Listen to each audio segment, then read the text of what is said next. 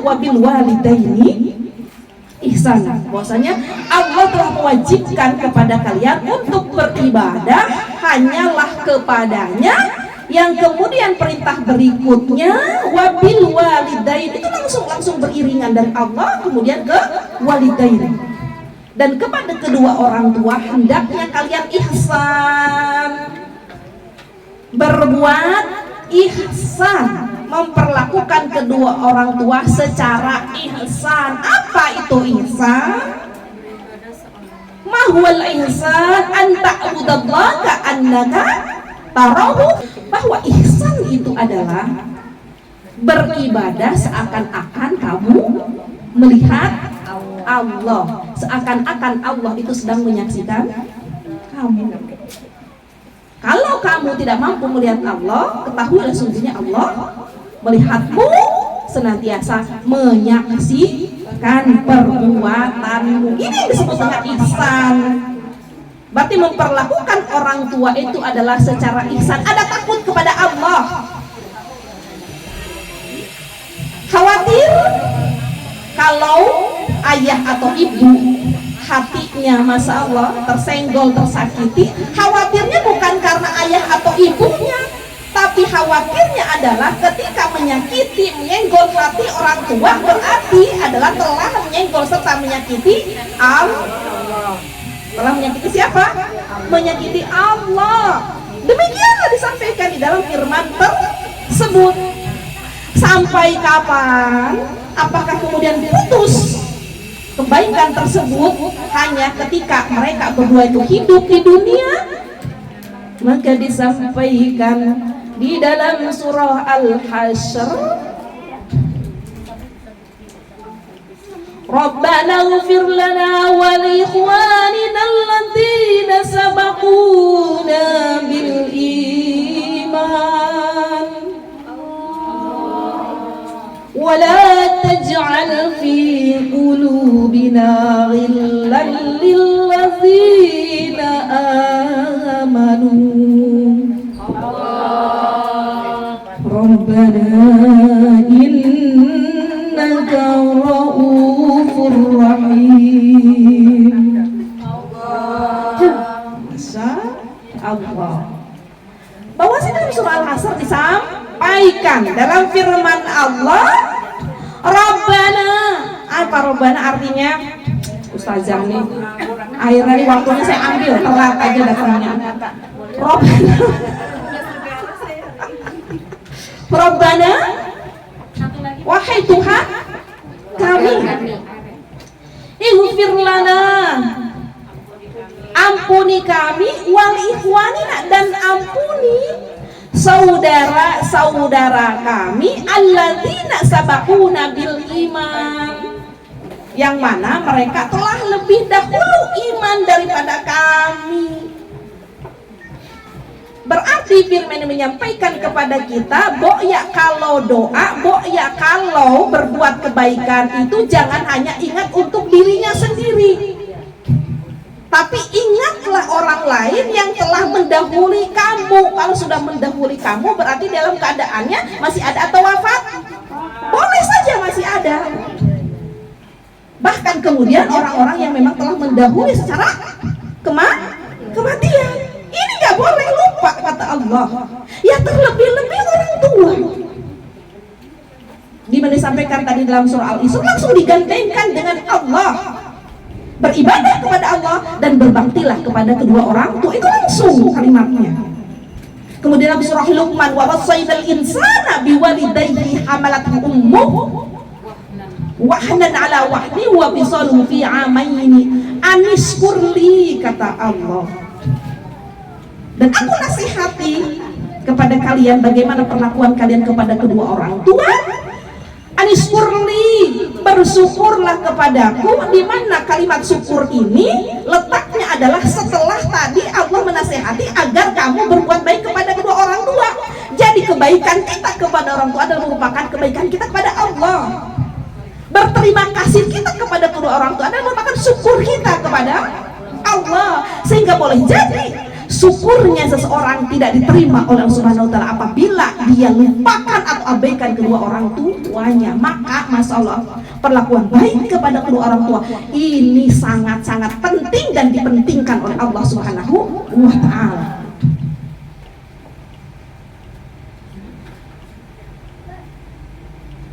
Jadi kembali lagi, masihkah? Sangat masih. Masihkah kita masih bisa berbakti kepada kedua orang tua yang telah meninggal? Sangat masih. Dan itu harus terus berlanjut. Apa yang kita tanam, insya Allah itulah yang akan kita tuai.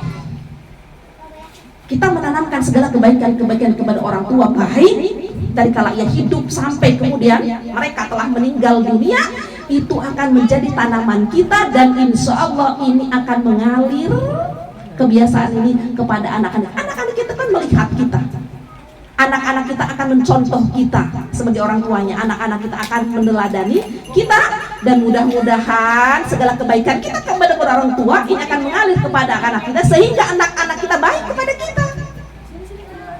Tidak terbatas saat kita hidup saja, tapi justru kalau kita sudah meninggal dunia, masya Allah sangat perlu namanya bantuan. Kenapa? Karena kita sudah tidak bisa lagi beramal, kita sudah tidak bisa lagi bekerja, kita sudah tidak lagi bisa berbuat, dan kita tidak bisa lagi menambah nilai kecuali saat hidup cerdas.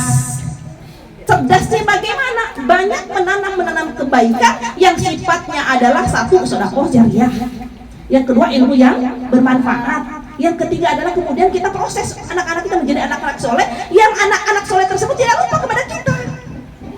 Karena Rasul menyampaikan waladun solih yad'ulah.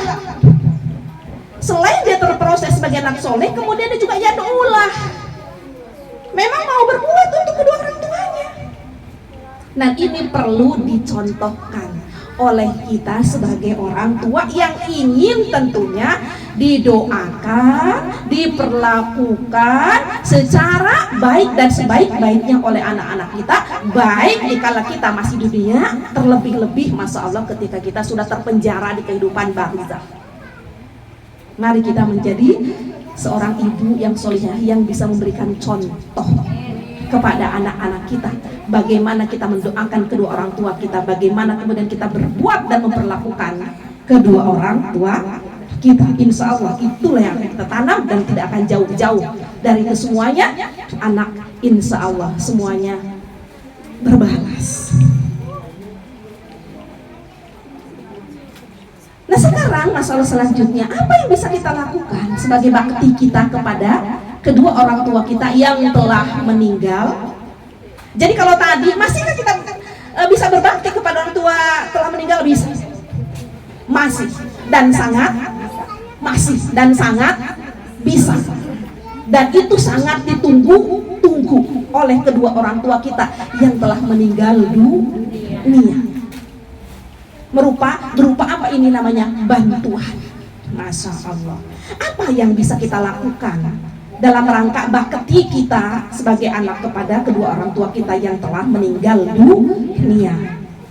Satu, tadi disampaikan, berdoalah kalian untuk diri kalian dan saudara-saudara kalian yang telah meninggal dunia, lebih dulu, terlebih orang tua.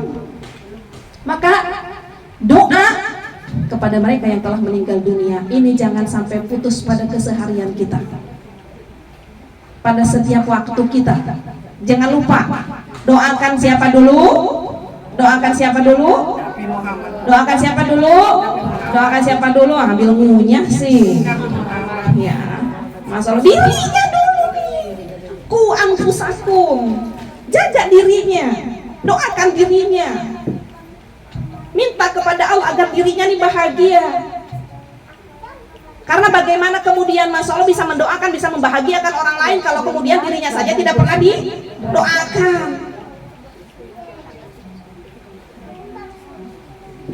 Dan memang demikian kecondongan manusia itu adalah, tentu yang pertama itu adalah di dirinya. Bagaimana kemudian dia akan ingat kepada diri orang lain kalau selama dirinya sendiri lupa?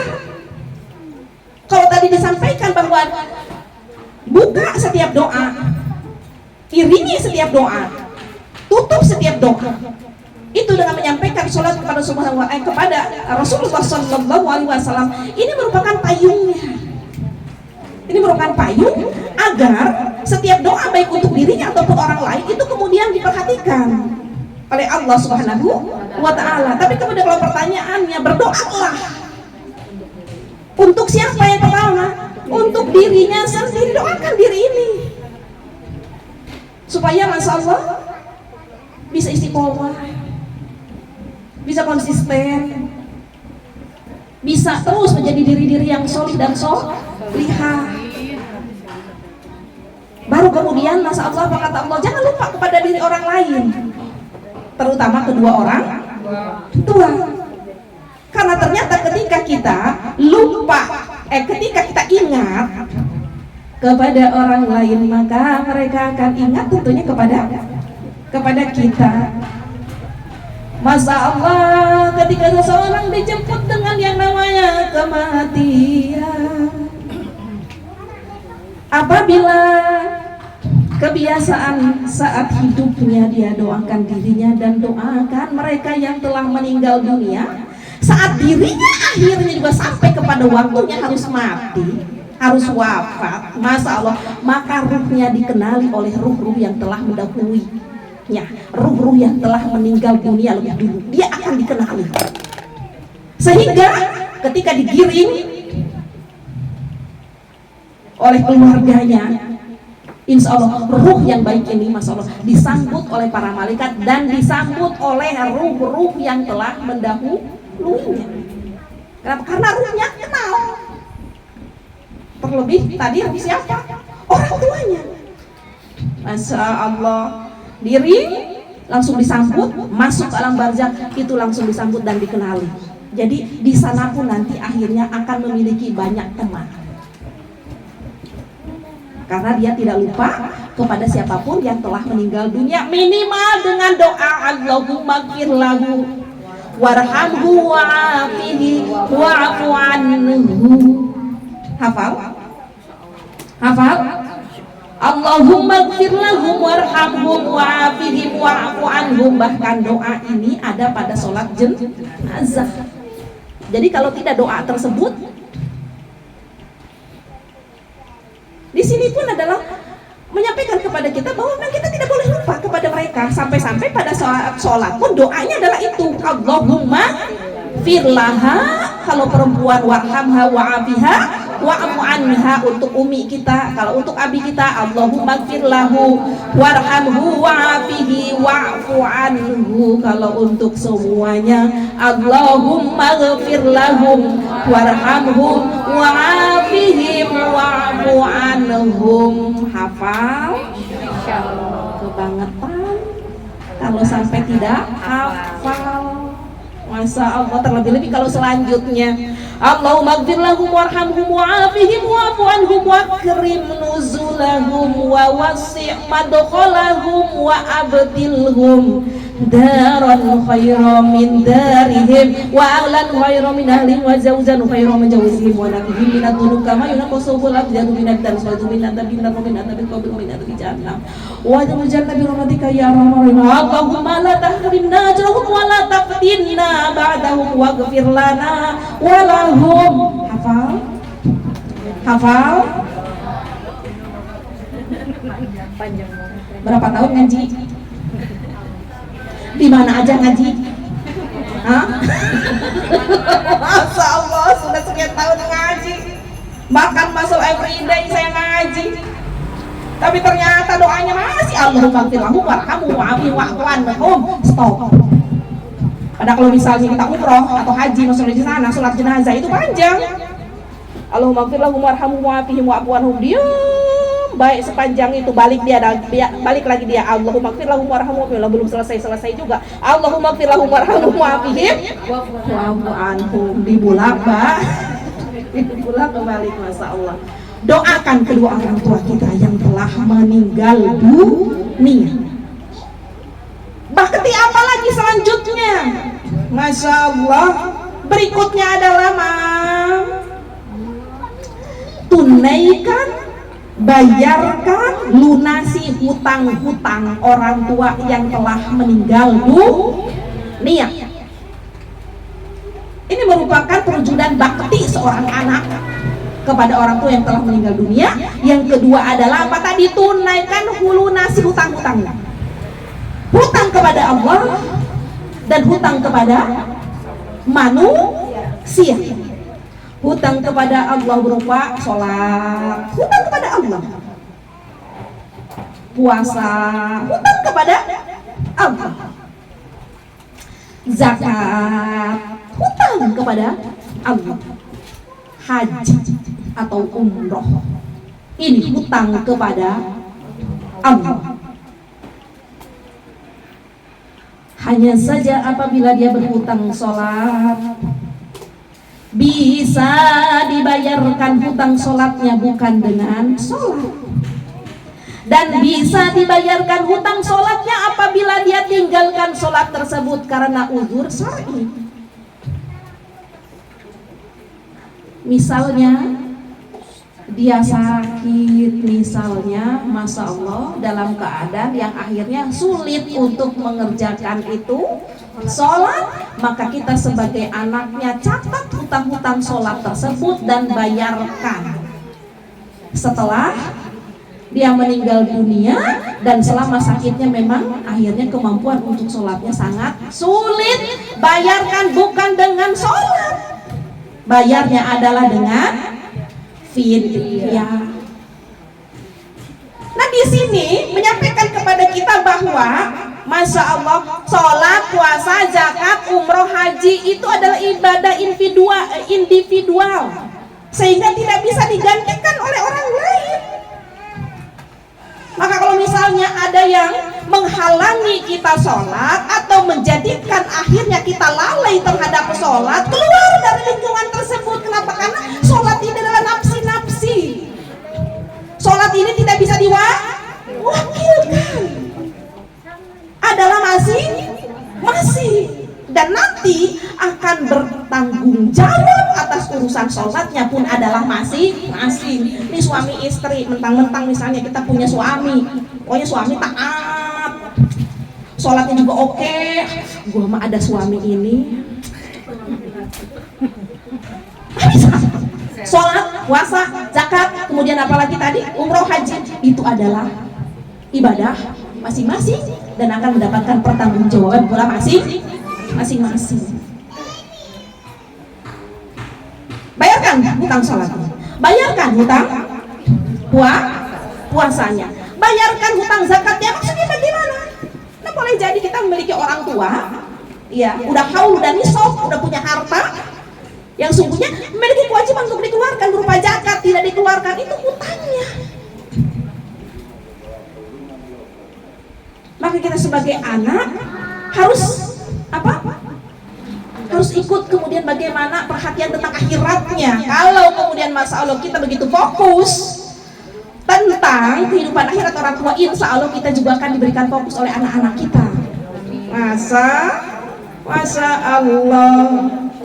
Begitu pula umroh dan hajinya, ini hutang kepada Allah. Ketika orang tua kita meninggal dunia, belum melaksanakan kewajiban haji, maka ini hutang kepada Allah. Tapi kalau misalnya dia tidak memiliki kemampuan secara finansial,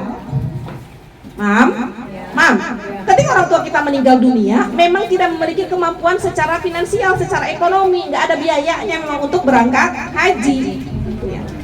Dia tidak memiliki hutang kalau sudah seperti itu kepada Allah Subhanahu Wa Taala. Tapi bisakah kita kemudian membadalkan hajinya? Sangat bisa.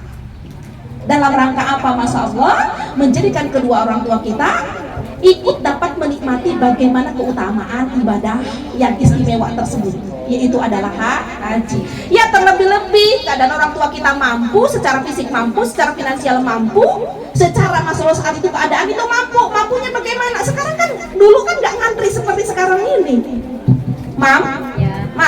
Haji kalau untuk saat ini kita daftar 30 tahun berikutnya. Kalau yang lalu gampang.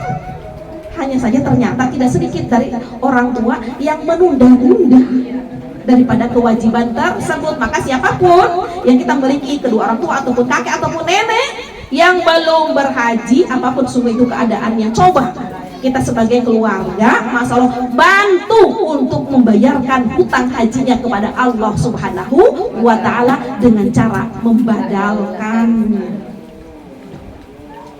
Kemudian hutang kepada manusia, siapa-siapa Masya Allah yang wafat memiliki hutang, barzahnya itu seperti penjara. Dia belum bisa menikmati kebaikan-kebaikan yang dia perbuat di dunia. Dia belum bisa menikmati, dipenjara oleh hutang kepada manusia. Maka ketika kita Masya Allah ditinggalkan wafat oleh kedua orang tuanya, kita pikirkan itu hutangnya. Kalaupun ada misalnya peninggalan sebuah warisan